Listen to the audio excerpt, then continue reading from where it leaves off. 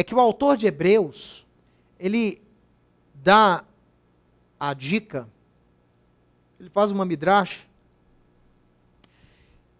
que através dessa midrash você consegue entender qual é o pecado imperdoável.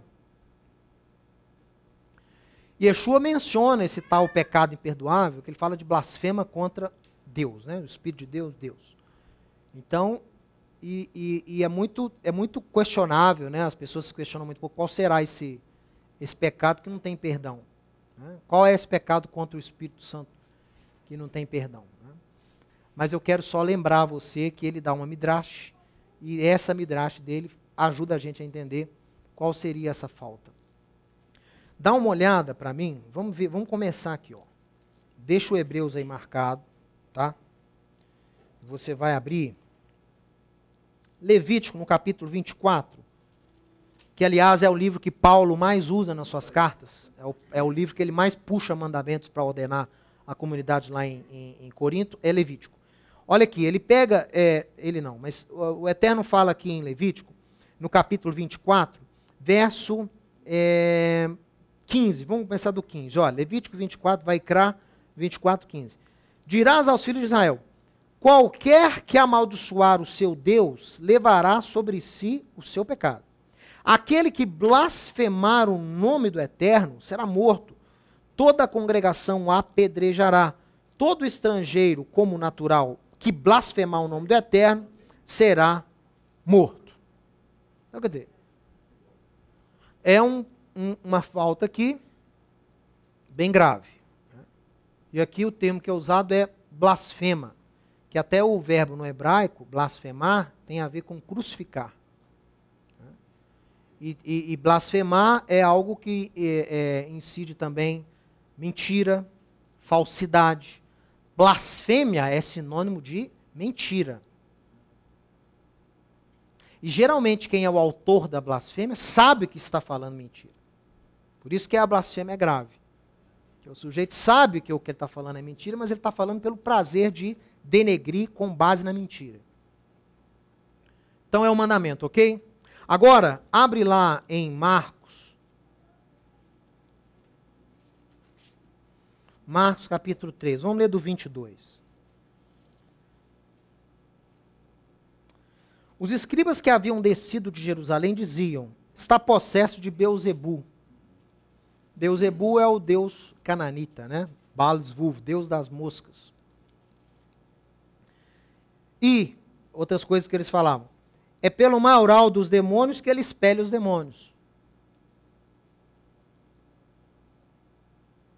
Então, convocando-os, Jesus lhes disse, por meio de parábolas, como pode Satanás expelir a Satanás? Se um reino estiver dividido contra si mesmo, tal reino não pode subsistir. Se uma casa estiver dividida contra si mesma, tal casa não pode subsistir. Se, pois, Satanás se levantou contra si mesmo e está dividido, não pode subsistir, perece. Ninguém pode entrar na casa do valente para roubar-lhe os bens, sem primeiro amarrá-lo, e só então lhe saqueará a casa. É interessante porque no mundo evangélico, valente virou o nome de um demônio, né? O pessoal fala, vão amarrar o valente, não sei o quê. Mas aqui a parábola, o valente é um guerreiro. Está falando aqui, o ladrão não pode entrar na casa do guerreiro com um guerreiro lá dentro. Você tem que amarrar o camarada para você poder roubar a casa. Valente aqui não é nenhuma entidade espiritual, não. É uma parábola de um homem valente, corajoso. Ó, em verdade vos digo, 28, que tudo será perdoado aos filhos dos homens. Agora ele volta, né? O que aconteceu? Os escribas, que eram a maioria saduceus, né? Pior classe aí que tinha na época, esse tal de saduceu, acusaram Jesus de Yeshua de uma coisa grave, né? Ele está possesso. Então ele fazia os milagres, expulsava os demônios, os escribas vieram dizer, não, o cara está possesso, está cheio de demônio ele. Por isso que ele consegue expulsar, que ele é o maioral dos demônios, ele consegue expulsar o outro da hierarquia mais rasa. Isso é grave. Porque a comunidade judaica via nele poder. Isso era inegável, era indiscutível, ele tinha poder. E para justificarem isso perante a classe religiosa, eles surgiram com esse argumento. Não, ele está fazendo isso porque está possesso. No fundo, eles sabiam que era uma coisa que não fazia sentido nenhum. Yeshua não parecia possesso. Isso é espécie de uma blasfêmia, porque é uma mentira associada mas a Yeshua, preste atenção. Ó, em verdade vos digo que tudo será perdoado aos filhos dos homens, os pecados e as blasfêmias que proferirem.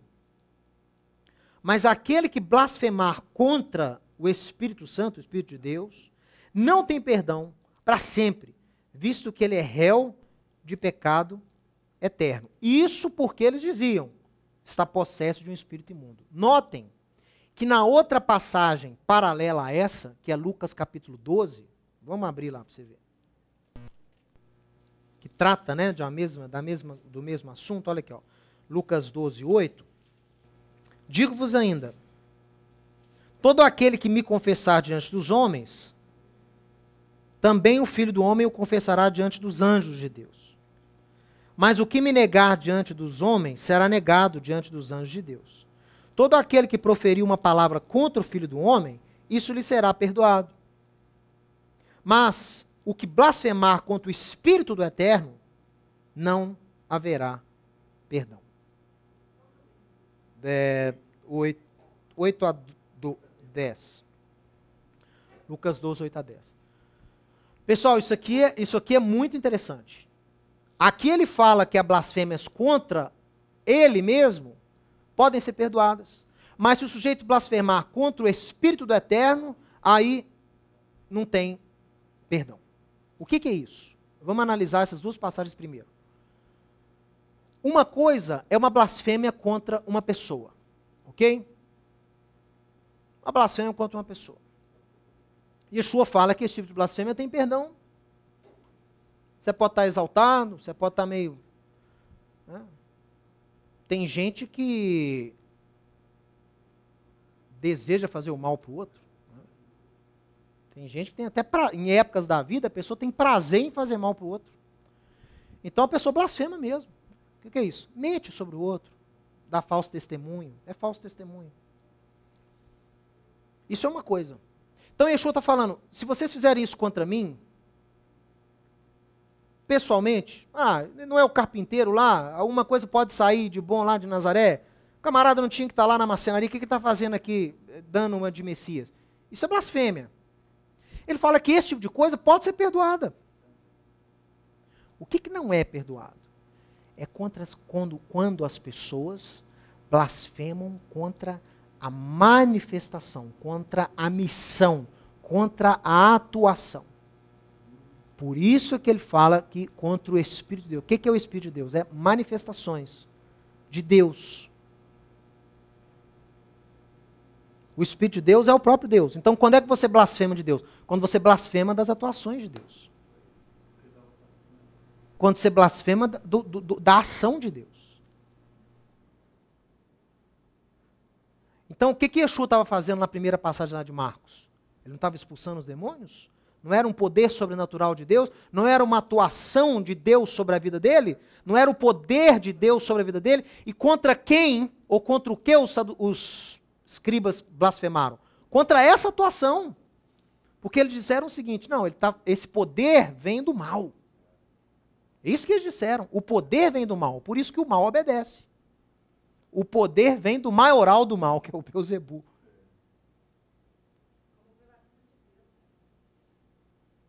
Então, quer dizer, isso é blasfêmia, porque eles estavam blasfemando não contra a pessoa de Yeshua, mas contra o poder dele, contra a missão dele, contra a atuação dele. Aí é diferente. Mas aí você fala, Mateus, mas como é que funciona isso? Aí agora a gente caminha lá para o autor de Hebreus. De novo. Abre lá em Hebreus novamente. Hebreus capítulo 6. Capítulo 5 é fantástico, que ele fala sobre Melquisedeque. E aí ele termina o capítulo 5 dando uma exortação, né, ao estilo judaico. Só eu até queria falar mais sobre isso, mas vocês não têm muita capacidade para entender, não. Então eu não vou ficar aqui perdendo meu tempo, porque vocês estão se preocupando com coisa elementar. Tem anos que vocês já estão caminhando na fé, mas durante esses anos vocês só se preocupam com coisas elementares. Vocês não avançam em conhecimento, então eu não posso dar esse alimento sólido para vocês. Vocês estão acostumados com leite. E ele chama de leite, ele chama de doutrina elementar dos profetas, depois ele chama de doutrina elementar do Messias. Que é o quê? Arrependimento de obras mortas, né? Novo nascimento. Fé em Deus. Ensino sobre o batismo, mikvê. Imposição de mãos, ressurreição e juízo eterno. São coisas boas, mas coisas que você dá como alimento para quem está começando, para quem não... Então Paulo, o autor fala, vocês já deveriam ser mestres, mas vocês não são, porque vocês estão concentrando demais nessas coisas. Né? São boas, mas se Deus quiser, você vai passar delas. Você vai vivê-las e vai avançar. É igual quando você aprende matemática no ensino fundamental, as 4 operações fundamentais. Né? Adição, subtração, multiplicação e divisão. Ou aprendeu. E você vai ficar até 30 anos de idade só com as 4 operações básicas. Não. Aí eu vou falar com você, largue as operações básicas. Não, você não pode largar. Mas elas têm que o quê? Você tem que avançar, tem que usá-las para construir coisa mais sublime. Tem que aprender uma equação, tem que aprender uma trigonometria, tem que aprender uma integral, tem que aprender uma derivada, tem que aprender outras coisas, se você tem interesse em crescer nisso. Não é que você vai jogar fora o básico, mas tem que usar o básico para poder colocar mais coisas em cima. O pessoal, por que eu estou dando esse adendo aqui? Porque é o retrato, hoje, da maioria do mundo cristão. Pelo menos o mundo que cresce, né? Porque quando você se baseia em expansão, você só pode trabalhar com doutrina básica. Porque se você colocar mais coisas, você afasta o membro. Então, quer uma igreja grande, quer uma igreja com 100 mil membros, pregue só doutrina básica. Você vai ter muita gente sem qualificação. Né? Muita gente sem qualidade. Quantidade sem qualidade. Mas se você quiser gente que cresce, que desenvolva, aí você tem que passar disso, tem que ensinar outras coisas. Ele dá um exemplo aqui. Melquisedeque, olha aí. Você acha que o membro lá pega uma típica... Eu estou falando mais do meio cristão, mas no meio judaico também tem, isso é aplicado também. Mas vamos falar sobre o meio cristão, porque quem mais nos assiste são do meio cristão. Você pega um típico membro de uma igreja, de uma grande membrazia. Pergunta quem foi Melquisedeque. O que Melquisedeque tem a ver com... Explique para mim por que Jesus é descendente da ordem de Melquisedeque. Ele não vai nem saber o que você está falando. Pode falar, né? Isso é coisa de judeu. Mas vocês entendem o que eu estou dizendo?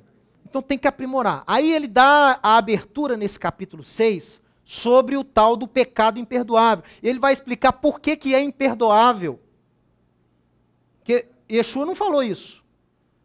Ele não explicou, ele só falou, vocês não podem fazer isso porque não tem perdão. Por que não tem perdão?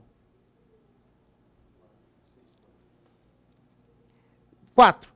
É impossível que aqueles que uma vez foram iluminados e provaram o dom celestial e se tornaram participantes do Espírito de Deus e provaram a boa palavra e os poderes do mundo vindouro.